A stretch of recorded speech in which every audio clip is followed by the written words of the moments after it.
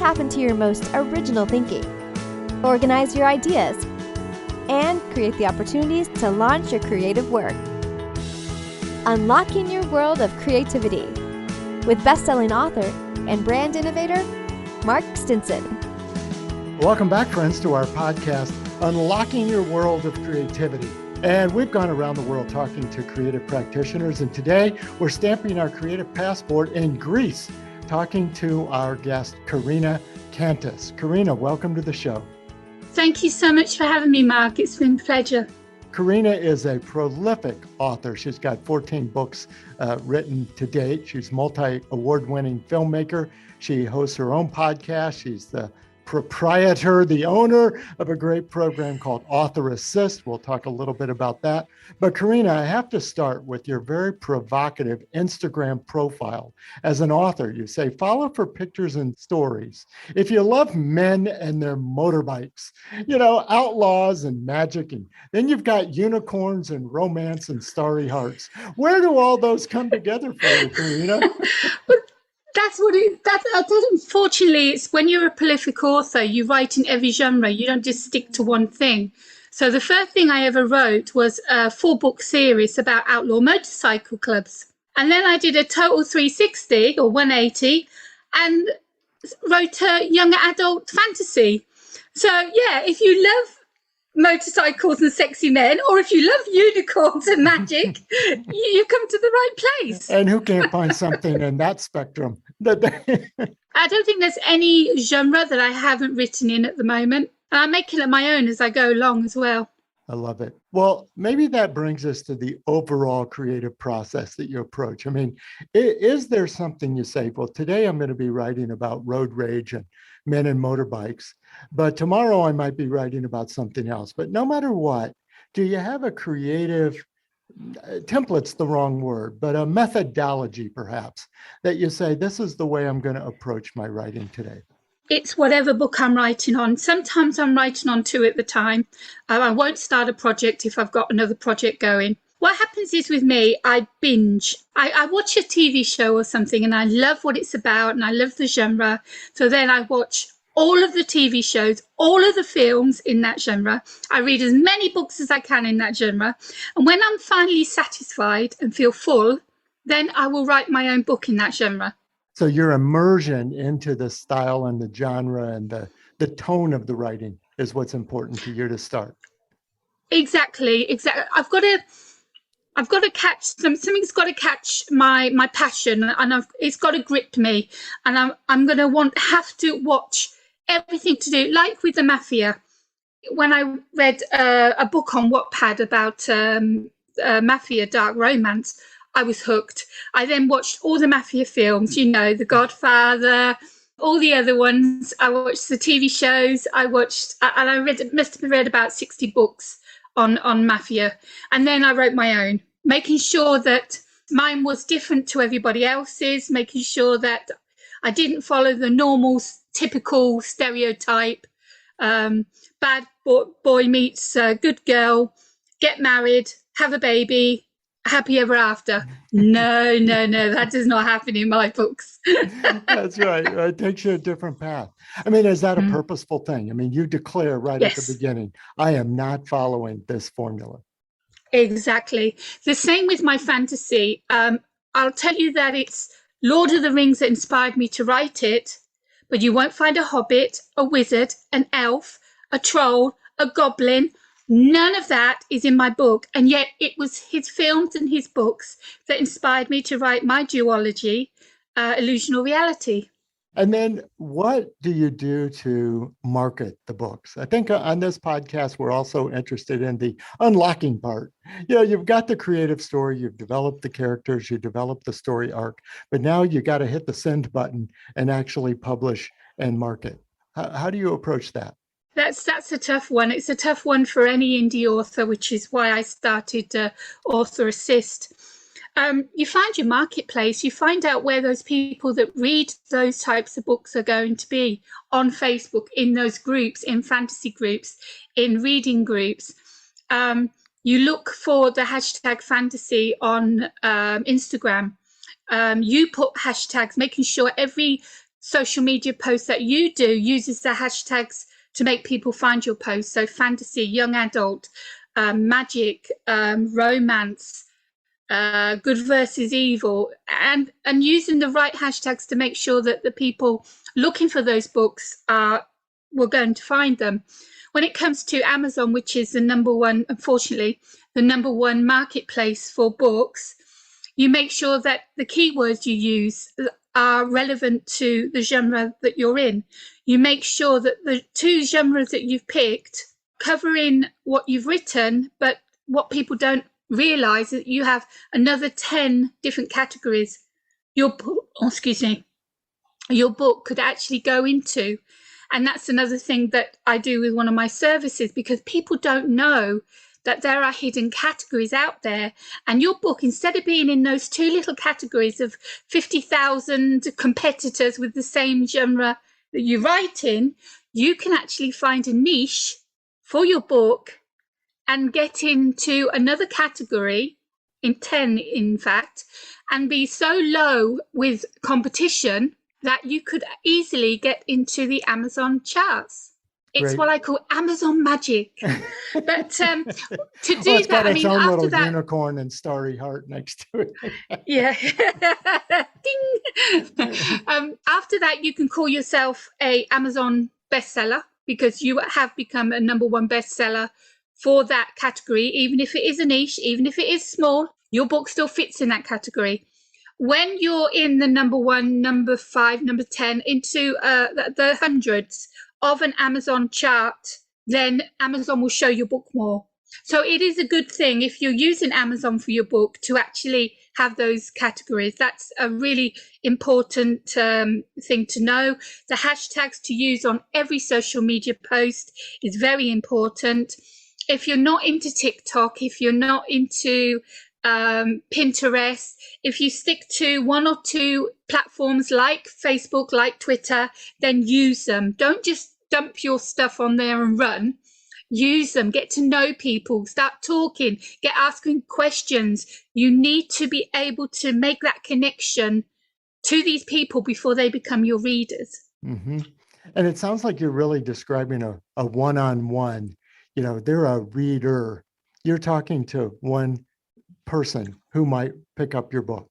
You don't try to get the world.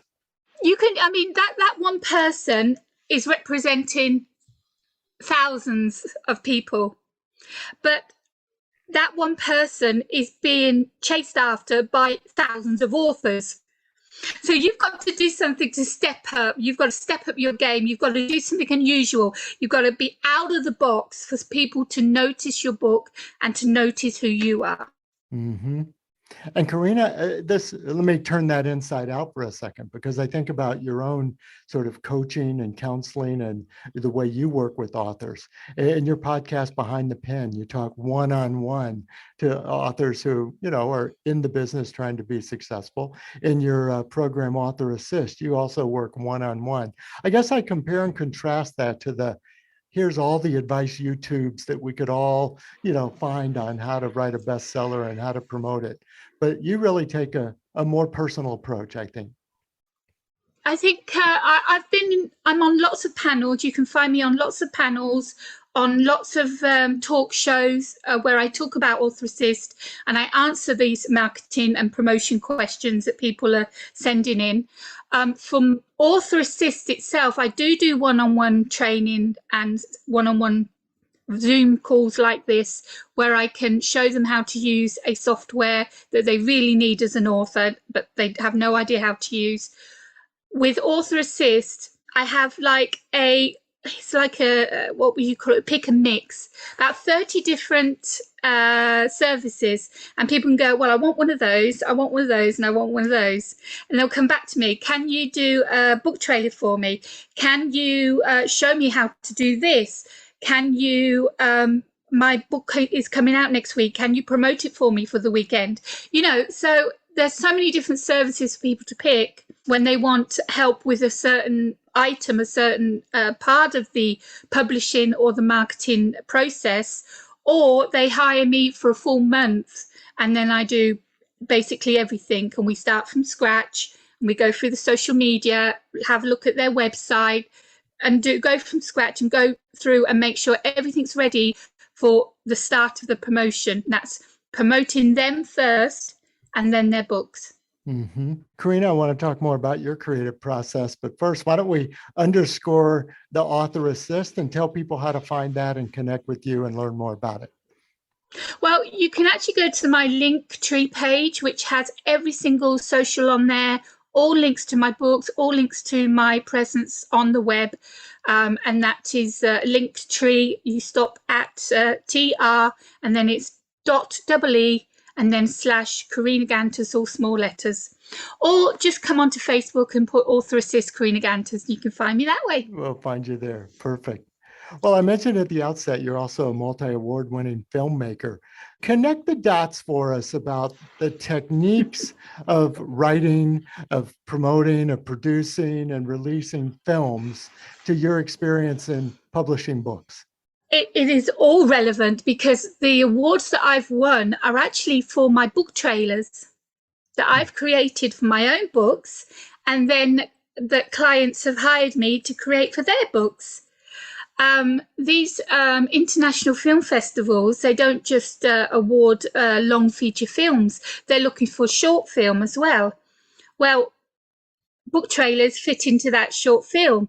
And when I actually saw the first time I actually went on there, I don't know why I went on there, but I saw and it said book trailer. No, it said trailer. And you're thinking film trailer. Okay, it's a film festival film trailer. But why not for it to be a book trailer? Because a book trailer is a film. It's telling you the story of this book that's going to be playing as a film in your mind anyway. So it is a film. And so I put one in and I submitted it and it was accepted for the festival and I won. And I was like, the first time I was just so gobsmacked. And I've won 17 awards so far with different book trailers. And I've also won awards for a documentary I did as well. And that was a one-on-one. It was through COVID and it was about COVID. It was me finding out what was really happening in all the countries because we were all getting false news. So I went one-on-one with 12 different countries around the world.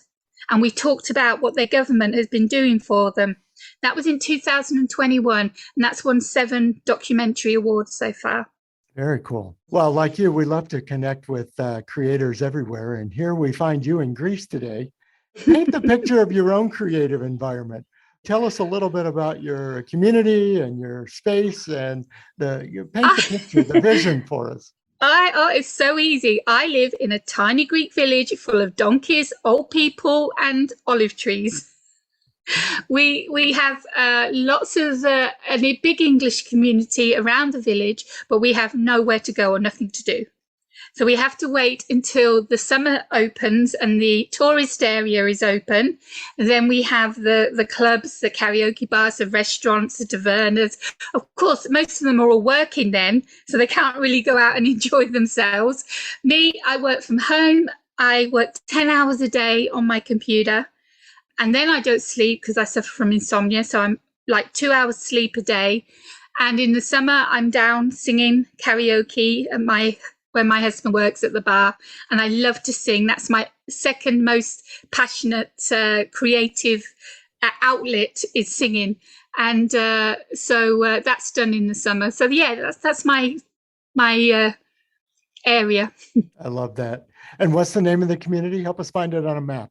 Oh, we are on the island of Corfu in Greece, and we are a tiny village called Lefkimi. We're right down at the point down on the south. Can't wait to visualize it and find it on the map, as I said. Well, Karina, this is terrific. And I guess I will also want to then think about your projects and what's coming next for you.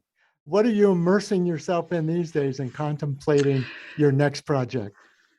First, I had before the new year, I had a contract given to me and my co-author in a dystopian sci-fi book that we wrote. They've took the contract for 6 books, which is going to be a trilogy. Now, the reason I say 6 books is because we're doing something very, very unusual. I'm writing mine naughty and she's keeping hers nice.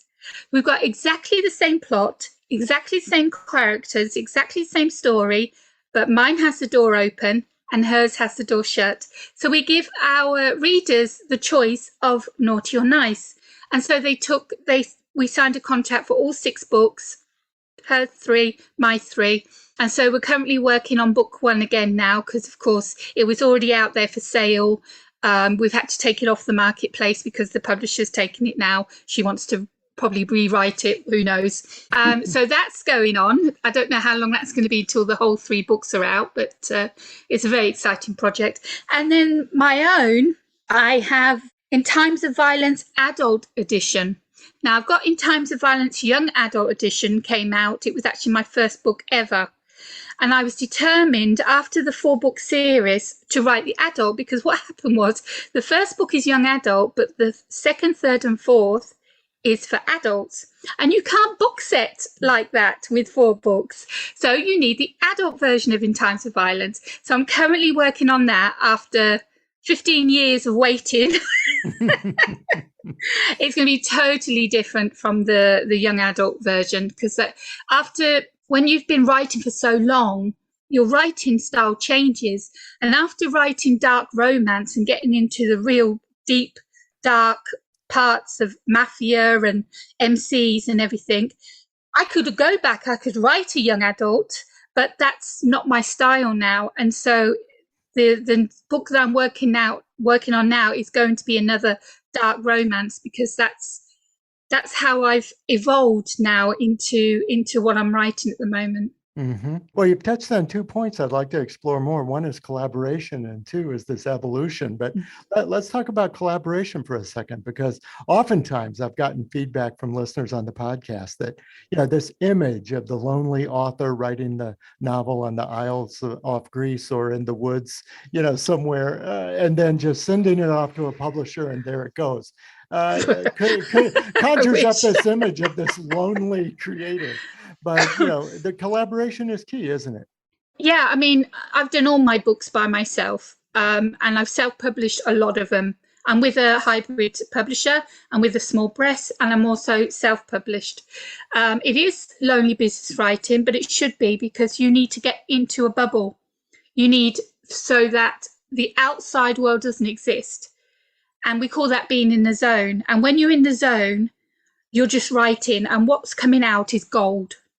So you need that solitary confinement to get into the zone and to get the gold out. Now, with collaboration, this was an old client of mine that I worked with for quite a few years. We both said we wanted to write a dystopian. We wanted to create a world that wasn't fantasy, but we didn't know what was going to happen in this world. We just decided, okay, they're going to live in mountains. All right, well, they're living in mountains. Why are they living in mountains? And so the world starts building like that. You can't keep asking the questions. We were on a Zoom call for 2 hours. We kept asking the questions. We kept going round. We had, after 2 hours, the start, middle and end, the full plot, all the characters' names, all of what was going to happen in each chapter. It was pure magic. The way that we were bouncing off one another, brainstorming ideas, it was fantastic. So after that 2 hours, you start with chapter 1, I'll do chapter 2. You do that bit with the wedding. I'll do that bit with the plant, and we gave each other chapters to write. Then we'd cross over, we'd read through, we'd make changes, we'd edit. We'd give it back, make sure they were okay. And that's how we worked until we got to the end. We had a little bit problems of deciding how to end it, because we thought it was one book. So, of course, you want to end it with a full conclusion. And we did end it with a full conclusion. But we built such an amazing world, such an elaborate world with rules and ways that they eat and their kind of entertainment they have, all inside this cave. And then you have the outside people that are outside. How are they living? How are they surviving? So we created such a world. We said we can't just leave it as one book. So we brainstormed this year, and we got book 2 already in first draft before we got the contract then from the publisher.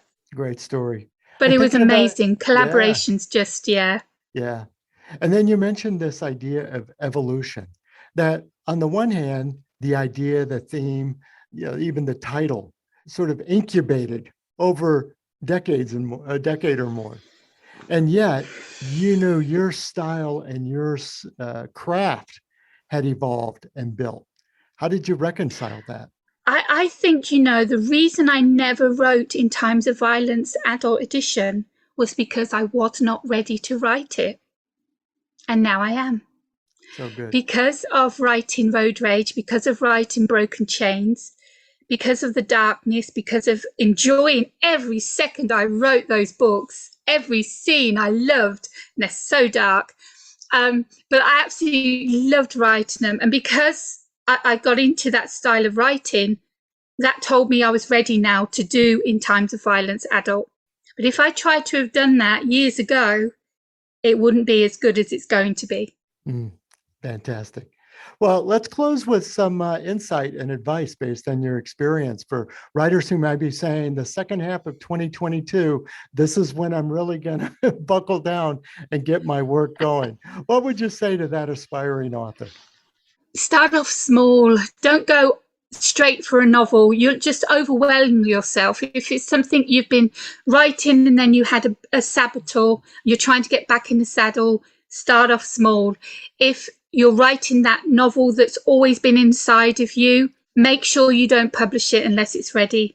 And for it to be ready, it's three things. You need to be able to afford to buy a professional cover. You need to be able to afford to purchase, to pay payment to a professional editor, and you need to have your book formatted. If those three things aren't done correctly, your book doesn't stand a chance. It gets one chance when it's released. And if that's your baby and it's always been inside, and you've finally got it out and you've worked hard on it for a year or so, whatever, through edits, for your neighbor doing your edits and your sister having a look doing the edits, no, I'm sorry, do not publish it. You have to get it published. You have to get it edited correctly. You need to have that cover that's going to stand out. So, don't try and design your own cover. Even if you are a designer, pay for someone to do it. When that book comes out, it's the first review. Now, if someone reads it and the formatting is all messed up or there's grammar mistakes, you're going to get a bad review and people are going to see that and they're not going to trust you or the book. Now, if you've done it correctly and you get that 5-star review, you can guarantee that the next 10 reviews you get is going to be a 4 or a 5-star, and you've done your job. And if you really want to make it as an author, then if you can't afford to do the editing and the good cover and the formatting, don't publish your book. Carry on writing. Get everything out you need to get out. Write short stories, whatever, poetry, it doesn't matter. Write when you need to write, but save up until you can afford to put your book out there properly. Appreciate those insights, Karina, especially as you said, don't give up on the writing. Yeah, let's keep the creativity flowing, but the production part, let's make sure we get it right. Well, thanks so much for coming on the show, Karina. Can't thank you enough. No, it's been such a pleasure. Thank you for having me. I knew we'd have a fun conversation. And listeners, this is not just well-intentioned advice, which Lord knows we creative people get all sorts of feedback and input from people who are well-intentioned and want to support us. But Karina Kantas is an author who has 14 fiction titles under her belt and has won awards for her work. So these are insights that we can take to the bank. Appreciate it, Karina, so much. Come back again next time because we're going to continue our around the world travels. We're not going to stop. We're going to continue whether it's virtual or live. We're getting on the airplane and we're stamping our creative passport all over the world. We're approaching our 200th episode. We've got 100,000 downloads thanks to guests and characters and stories like we've heard today from Karina. So we'll continue that for you listeners. Come back again next time. We'll continue to unlock your world of creativity. I'm Mark Stinson. We'll see you next time. Unlocking Your World of Creativity with best-selling author and brand innovator, Mark Stinson. This program was produced by BSB Media, creators of IntelliKey Leadership Stories, Unlocking Your World of Creativity, and thepeaceroom.love.